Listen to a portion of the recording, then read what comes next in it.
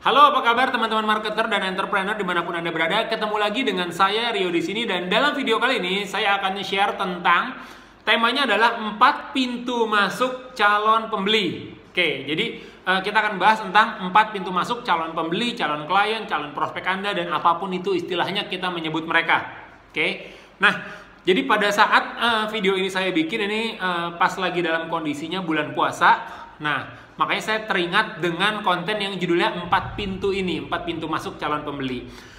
Mungkin kalau misalkan lagi di tema-tema bulan puasa ini kan mungkin Anda sering dengar ceramah yang ngebahas tentang 4 pintu masuk setan, 4 pintu masuk dosa, ya meskipun nggak 4 kali banyak. Nah, tapi karena memang ini channelnya adalah channel marketer dan entrepreneur, dan saya juga nggak mau sok-sokan jadi ustadz, karena memang saya juga bukan orang yang memahami hal tersebut. Nah, saya mau share tentang apa yang saya pahami aja, yaitu 4 pintu masuk calon pembeli. Nah, saya lupa saya dapat insight ini dari kapan, dari pas waktu agenda kapan, tapi intinya itu adalah yang saya pelajari atau yang saya temukan. Calon pembeli atau calon konsumen atau calon prospek kita atau apapun kita menyebut mereka itu bisa masuk dari 4 pintu. Nah, masuk dari 4 pintu itu apa aja? Yang pertama adalah pintu masuk yang pertama. Nah, ini yang paling umum. Yang paling umum adalah karena mereka ini tertarik dengan iklan yang kita bikin. Jadi bahasanya itu mereka terbujuk dengan iklan, mereka terkena persuasi iklan kita, terus masuk ke sales funnel kita, masuk ke landing page kita, masuk ke tahapan selanjutnya sampai akhirnya dia purchase, sampai akhirnya dia beli, sampai akhirnya dia mengambil apa yang kita tawarkan, sampai akhirnya dia mengambil penawaran kita. Itu yang pertama, dia terbujuk dari iklan. Nah, ini memang ini perlu kreativitas, dan memang ada aspek-aspek kreativitas yang kita perlu tahu di sini, yang perlu kita buat. Kita perlu menciptakan sebuah kreativitas untuk menarik atau bikin orang itu jadi tertarik, jadi mereka pengen beli, jadi mereka terbujuk, jadi mereka bahasanya itu termarketingkan lah, gambarannya kurang lebih seperti itu. Itu yang pertama, terbujuk konten iklan, tertarik oleh konten iklan. Pintu masuk yang kedua ini karena mereka ini fanatik dengan brand atau produk. Kebayang ya? Jadi mereka ini fanatik dengan suatu brand atau sebuah produk. Jadi misalkan contoh ada barusan sebelum ini saya baru mengadakan sebuah online meeting, kamera to kamera gini. Cuma bedanya kita mengadakannya secara live. Dia cerita di bisnisnya dia itu kebetulan produknya adalah madu.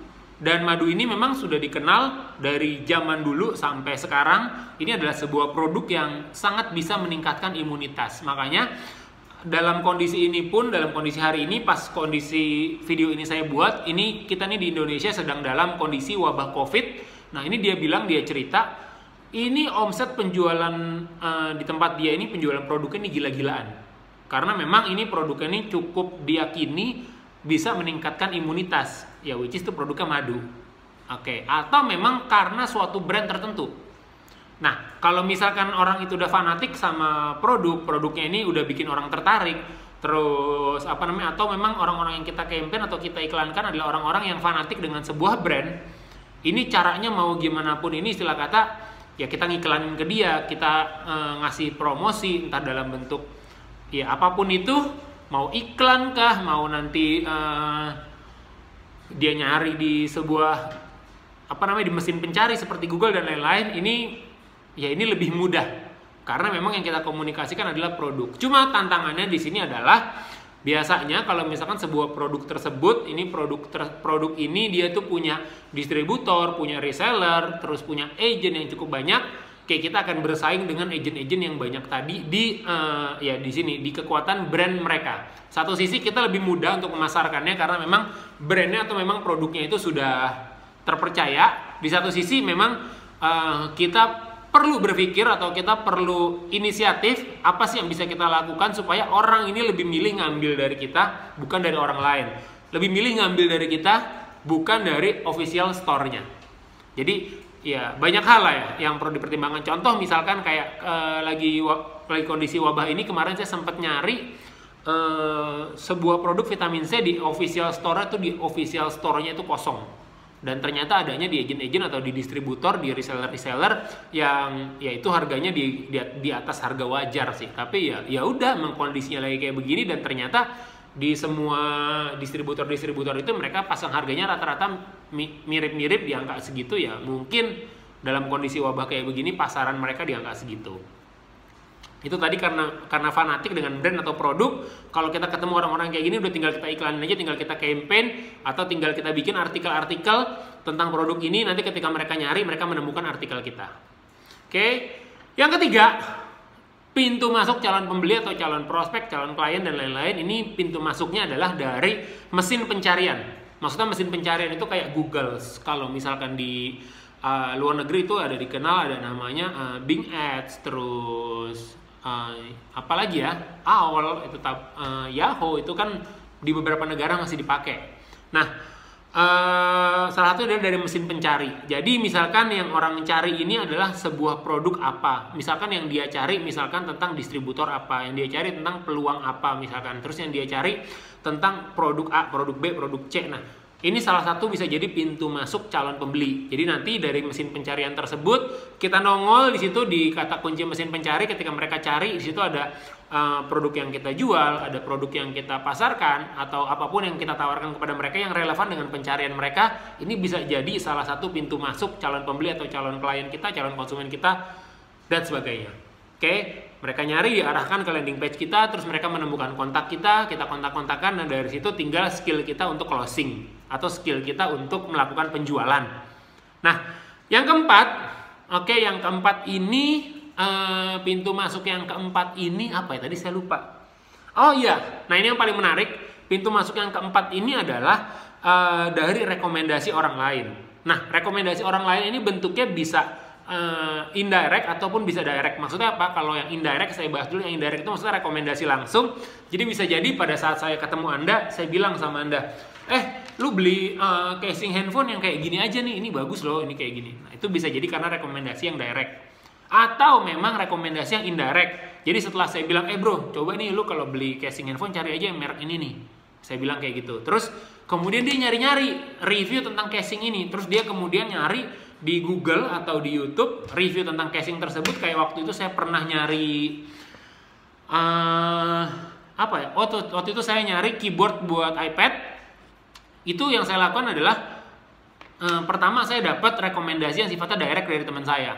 Oke bro, lu kalau nyari yang ini aja nih, yang bawaan dari Apple-nya, cuma saya nggak terlalu suka. Akhirnya saya coba cari-cari lagi, terus alternatif keyboard. Waktu itu saya nyari keyboard iPad Pro 9,7 in, dan saya ketemu beberapa varian alternatif, dan saya ketemu yang merek Logitech. Nah, saya ketemu yang merek Logitech, terus ternyata ada teman saya yang juga pakai merek keyboard iPad untuk Logitech tersebut. Keyboard Logitech untuk iPad dia, meskipun modelnya sama, nggak kayak punya saya. Dia bilang ini keyboardnya bandel, bagus. Terus ya udah, akhirnya saya googling tentang review keyboard tersebut. Nah, ketika saya nyari review dari keyboard tersebut, itu banyak banget reviewnya dari dari Google, dari YouTube, artikel, banyak banget reviewnya, dan akhirnya saya memutuskan buat beli keyboard tersebut. Dan di situ yang saya lihat adalah ternyata memang ya yang cukup mempengaruhi buat pembeli masuk itu tadi. Salah satunya adalah rekomendasi atau review. Nah, kalau yang indirect biasanya kita nyebutnya itu review. Jadi bisa jadi kita bikin banyak review tentang suatu produk atau tentang apapun itu dari sudut pandang kita, dari beberapa aspek, dari beberapa angle sudut pandang. Terus begitu kita bikin reviewnya dan udah ada orang yang nyari review tersebut, dan kalau kita tinggal cantumkan misalkan di bawah, kalau Anda mau